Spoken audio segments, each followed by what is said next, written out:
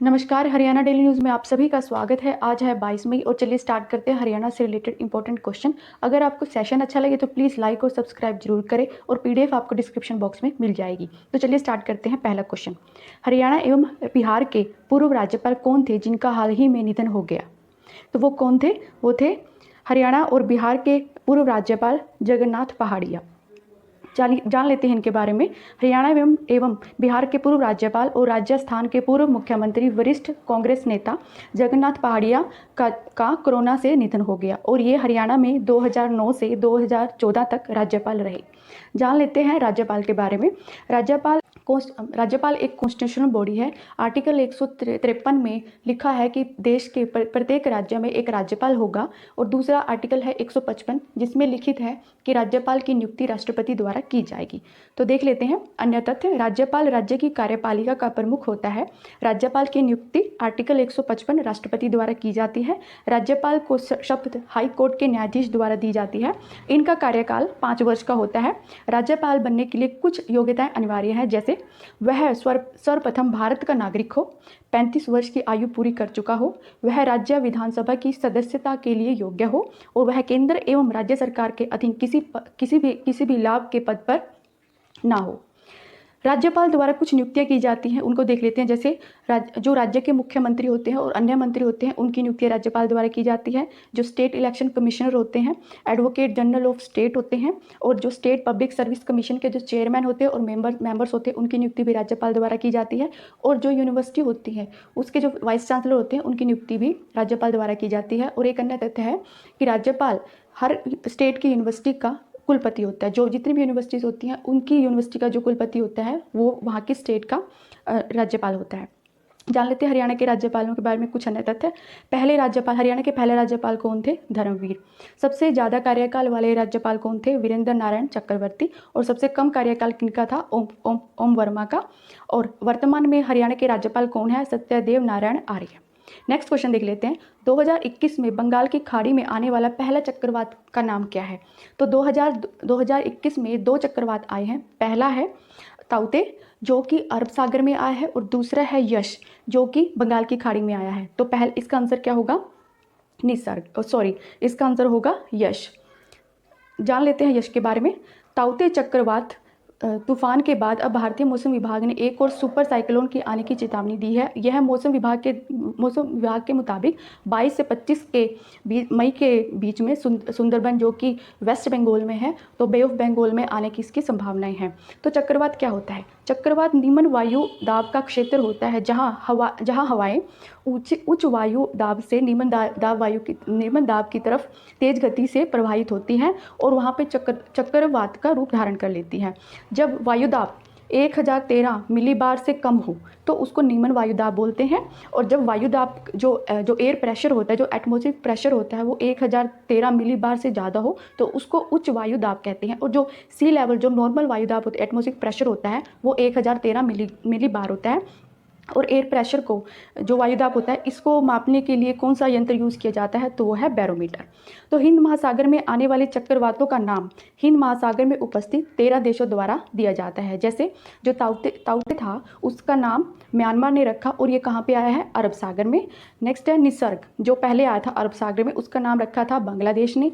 Amphan जो कि बंगाल की खाड़ी में आया था उसका नाम रखा था थाईलैंड ने। और यश जो कि अभी आने वाला है उसका नाम रखा है ओमान ने और ये भी बंगाल की खाड़ी में आने वाला है। और भारत ने भी कुछ नाम दिए हैं जैसे गति और तेज, ये कुछ वायु कुछ ऐसे नाम है जो पहले आए हैं और ये भारत द्वारा। साइक्लोन के अन्य नाम जैसे वेस्ट इंडीज़ में जो साइक्लोन थे उसको हरिकन बोलते हैं। चीन सागर और फिलीपींस में बवंडर टाइफून बोलते हैं। अमेरिका में टोर्नाडो बोलते हैं। ऑस्ट्रेलिया में साइक्लोन को विली विलीज बोलते हैं। नेक्स्ट क्वेश्चन देख लेते हैं। हाल ही में प्रदेश के स्पीकर ने किस विधायक की सदस्यता को बहाल किया है? तो किसकी सदस्यता को बहाल किया है? प्रदीप चौधरी। तो जान लेते हैं इनके बारे में और क्या है ये मामला। विधानसभा स्पीकर ज्ञानचंद गुप्ता जो कि वर्तमान में हरियाणा विधानसभा के स्पीकर हैं ने कालका के निवर्तमान कांग्रेस विधायक प्रदीप चौधरी की सदस्यता को बहाल किया है। हिमाचल प्रदेश के नालागढ़ कोर्ट द्वारा एक आपराधिक मामले में प्रदीप चौधरी को दोषी मानते हुए उनको 3 साल की सजा सुनाई गई थी।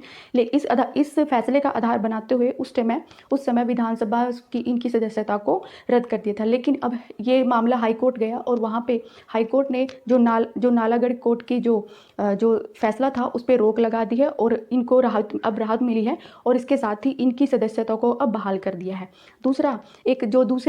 दूसरे जो विधायक थे अभय सिंह चौटाला, इनका संबंध है एलानाबाद से और यहाँ पे इन्होंने भी अपनी कृषि कानूनों के विरोध में चलते हुए इन्होंने अपनी सदस्यता से इस्तीफा दिया था और अब एलानाबाद में जो उपचुनाव होंगे, पहले कालका और एलानाबाद दोनों में उपचुनाव होते लेकिन अब सिर्फ एलानाबाद में ही उपचुनाव होंगे। तो जान लेते हैं विधानसभा सदस्य की योग्यताएं। तो विधानसभा सदस्य बनने के लिए क्या योग्यताएं होनी चाहिए?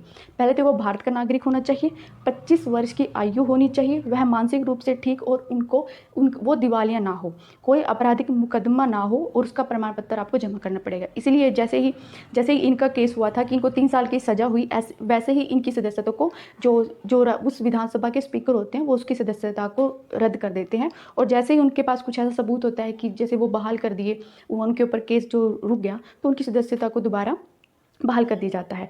जान लेते हैं हरियाणा विधानसभा के बारे में। हरियाणा विधानसभा का मुख्यालय है चंडीगढ़ में और यहाँ के वर्तमान अध्यक्ष हैं ज्ञानचंद गुप्ता और उपाध्यक्ष हैं रणबीर सिंह गंगवा।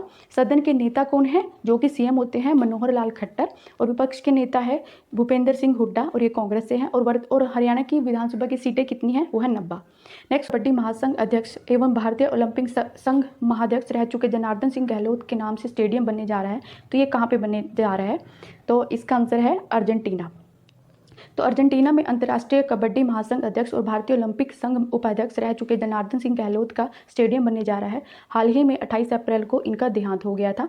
जान लेते हैं अर्जेंटीना के बारे में। अर्जेंटीना की राजधानी है ब्यूनस आयर्स और राष्ट्रपति है मैरिसिको मैक्री और यहाँ की करेंसी है वो है पीसो। और एक इंपॉर्टेंट क्वेश्चन पूछा जाता है अर्जेंटीना के बारे में कि पंपास घास के मैदान कहाँ मिलते हैं? तो पंपास घास के मैदान कहाँ पे हैं? अर्जेंटीना में। नेक्स्ट क्वेश्चन है अंतर्राष्ट्रीय चाय दिवस कब मनाया जाता है? तो ये कब मनाया जाता है? ये मनाया जाता है 21 मई को। और 3 मई को क्या मनाते हैं? Press freedom day. इस दिन को प्रेस फ्रीडम डे से मनाया जाता है 3 मई को। और 1 मई को कौन सा दिवस मनाया जाता है? अंतर्राष्ट्रीय श्रमिक दिवस। ठीक है, तो जान लेते हैं इसके बारे में। दुनिया भर में 21 मई को अंतर्राष्ट्रीय चाय दिवस इंटरनेशनल टी डे मनाया जाता है। यह पहले 15 दिसंबर को मनाया जाता है लेकिन 2020 से यह अब 21 मई को बनाना शुरू कर दिया है।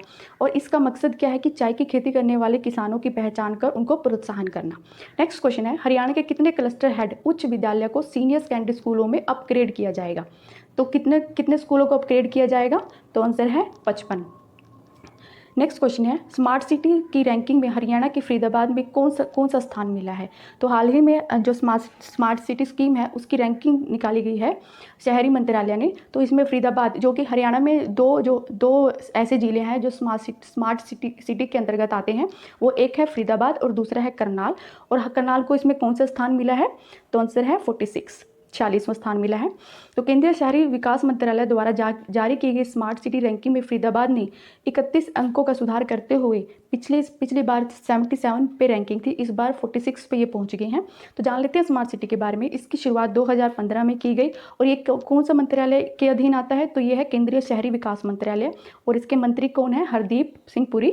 और इसका उद्देश्य क्या है? स्मार्ट सिटी का जो स्कीम चला रही है इसका उद्देश्य क्या है कि जो शहरों को बढ़ावा देने जो मूल बुनियादी सुविधाएं होती हैं उनको मतलब कि उनको बनाना और नागरिकों को एक सभ्य गुणवत्तापूर्ण जीवन प्रदान करते हुए एक स्वच्छ और टिकाऊ पर्यावरण देते हुए, मतलब इसका मतलब ये है कि जो भी जरूरी जो फंडामेंटल जो भी रिक्वायरमेंट्स होती हैं एक स्टैंडर्ड लाइफ जीने के लिए, तो वो सब मुहैया कराना। नेक्स्ट क्वेश्चन है हाल ही में किस राज्य ने ब्लैक फंगस को महामारी घोषित किया है? तो किसने किया है? तो इसका आंसर है, इसमें 2 राज्य है, एक है राजस्थान और दूसरा है हरियाणा। तो जान लेते हैं इसके बारे में। हरियाणा और राजस्थान ने ब्लैक फंगस को महामारी एक्ट 1897 के तहत गंभीर बीमारी घोषित कर दिया गया और हाल ही में इसको एक नोटिफाइड डिसीज़ भी घोषित किया था हरियाणा ने। और इसके साथ ही कई राज्य जैसे तमिलनाडु और राजस्थान, इन सब ने भी इसको अब नोटिफाइड डिसीज़ घोषित कर दिया है। ठीक है, तो जान लेते हैं महामारी रोग अधिनियम 1897 है क्या।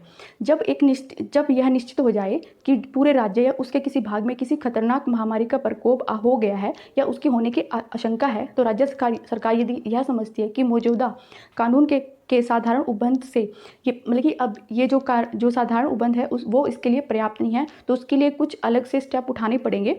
तो यह जो महामारी रोग अधिनियम तब ये सरकार द्वारा घोषित किया जाता है। तो इसमें कुछ उपाय करती है सरकार जनता की सुरक्षा के लिए। जैसे पहला है कि यात्रा करने वाले व्यक्ति का, जो भी व्यक्ति यात्रा करेगा उसका निरीक्षण करना होता है।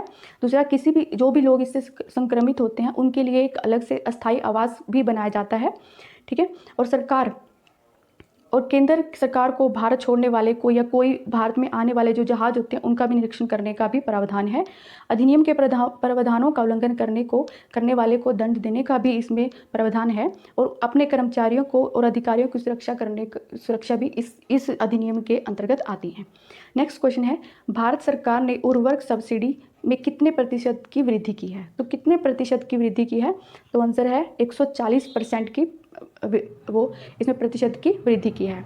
तो जान लेते हैं इसके बारे में। भारत सरकार ने उर्वरक सब्सिडी को बढ़ाकर 1200 रुपये कर दिया है, जो कि पहले 1500 रुपये प्रति बैग थी। इस सब्सिडी से 140% की वृद्धि हो गई है। देश में उर्वरक की कीमतें तेजी से बढ़ रही है, इसलिए सरकार, क्योंकि अंतर्राष्ट्रीय स्तर पर अमोनिया, फास्फेट, एसिड वगैरह की कीमतें भी बढ़ रही है, इसलिए सरकार ने 140% की उर्वरक सब्सिडी देने के बारे में सोचा है और अब देने वाली है।